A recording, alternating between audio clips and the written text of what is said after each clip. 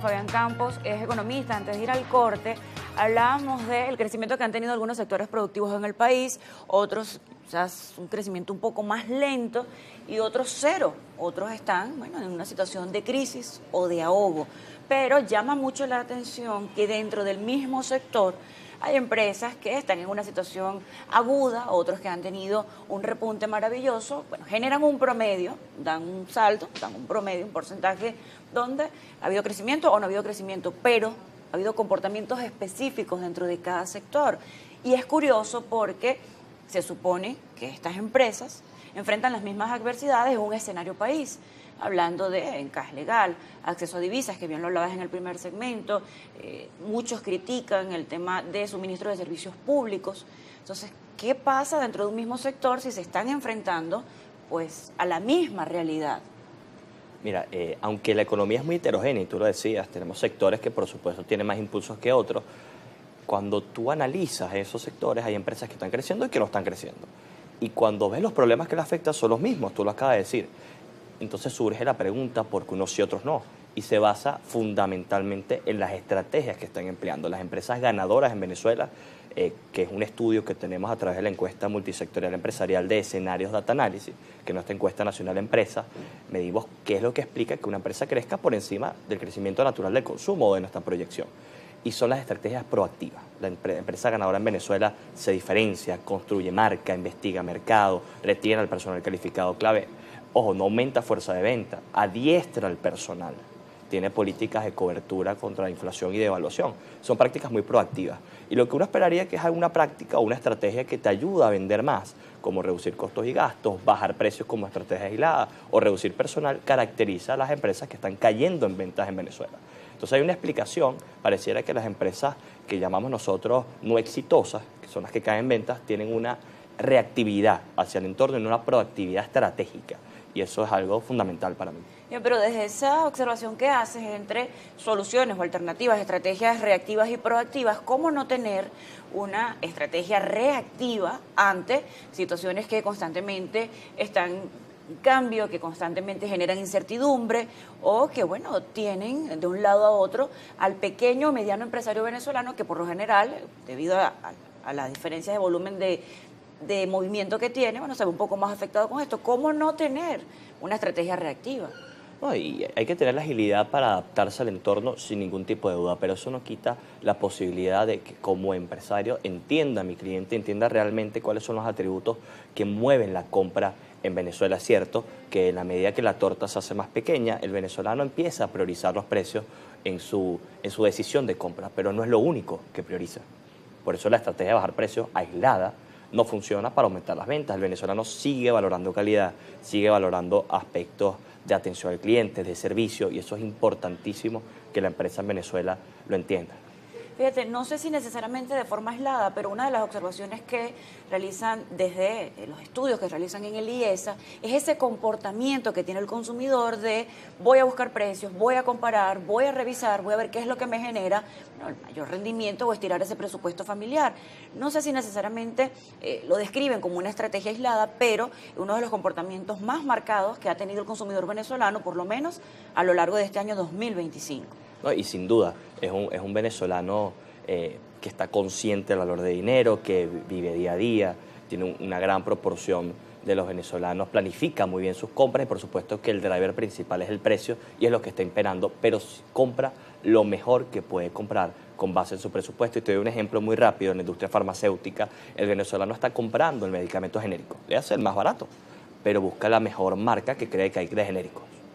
Entonces busco el mejor valor neto percibido, lo mejor que pueda conseguir con mi presupuesto, y eso es muy diferente a que sea solamente un elemento de precio.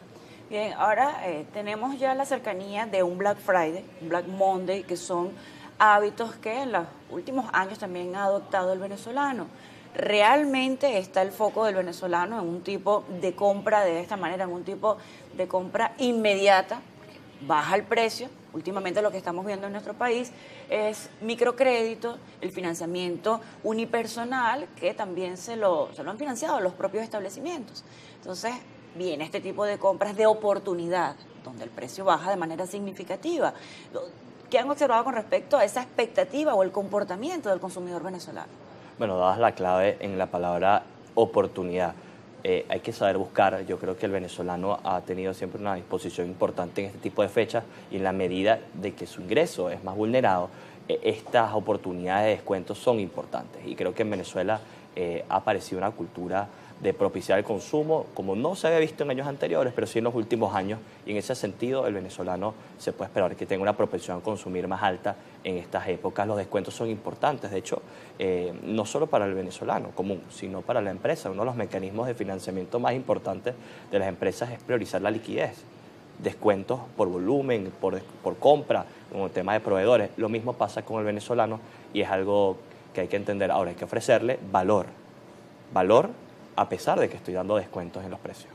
¿Cómo ven desde Data Analysis este tema del crecimiento del Producto Interno Bruto? Porque es un tema que lleva registros, que lleva números, pero también ha sido politizado y lo ven de forma incrédula el hecho de que haya habido crecimiento y haya una proyección de Venezuela como una de las posiciones más favorables en Latinoamérica con respecto a ese crecimiento del Producto Interno Bruto. ¿Cómo lo ven desde Data Analysis? Bueno, hay dos aristas importantes y tú lo decías, se ha polarizado el tema económico, lo cual a mi juicio no debería ser. Estamos vislumbrando un crecimiento moderado de la economía, pero un crecimiento impulsado sobre todo por el sector petrolero, que sí ha tenido un crecimiento importante. Ahora, lo vemos en las tablas de crecimiento con otros países que tienen una base mucho más grande y, por supuesto, el efecto en la población, en términos per cápita, es mucho menor. Estás creciendo de una base muy pequeña.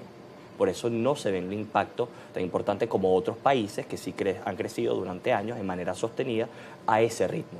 Lo que estamos viendo es un crecimiento que está condicionado por una inercia que no necesariamente puede continuar el año que viene, que se requieren cambios importantes en algunas políticas y ya se están haciendo, por ejemplo, con el tema de aceleración gradual, progresiva, constante de la devaluación del bolívar, lo cual me parece una iniciativa interesante del Banco Central de Venezuela, porque nos habíamos acostumbrado a épocas de volatilidad donde eso genera más expectativa en el consumidor y se traduce en alza de los precios. La correlación entre la volatilidad del tipo de cambio y la inflación es muy alta, no así de la devaluación. Entonces eso nos parece un acierto y ojalá sigamos en la misma vía.